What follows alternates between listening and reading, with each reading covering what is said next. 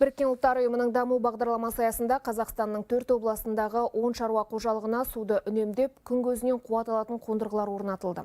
Ол Жапон тарапы мен еліміздің ұлттық кәсіпкерлер палатасының қатысуымен жүзеге асты. Бұл мақсатқа 1 миллион ақш доллары бөлінген. Аталған пилоттық жобаның екеуі Жетісу облысында жүзеге асып жатыр. Заманауи технология дәрілік шөптер мен көкөніс өсірумен айналысатын шаруашылықтарға енгізілген.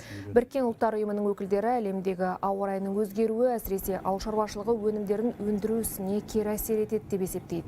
Оған негізде жоқ емес. Себебі су қорының азаюына байланысты суармалы алқаптар көлемі жылдан жылға кеміп барады.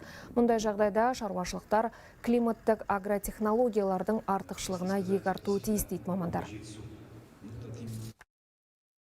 Қазақта жақсы мақал бар, судың да сұрауы бар, сондықтан жаңағы бүгінгі күнге жер ресурстары, табиғат ресурстары шектеулі, сондықтан сол дұрыс пайдаланып, әсіресе шалғайда тұрған шаруаларға күн сәулетін пайдаланып, сол өз шаруаларын әрі қарай жүргізуге өте пайдалы болды.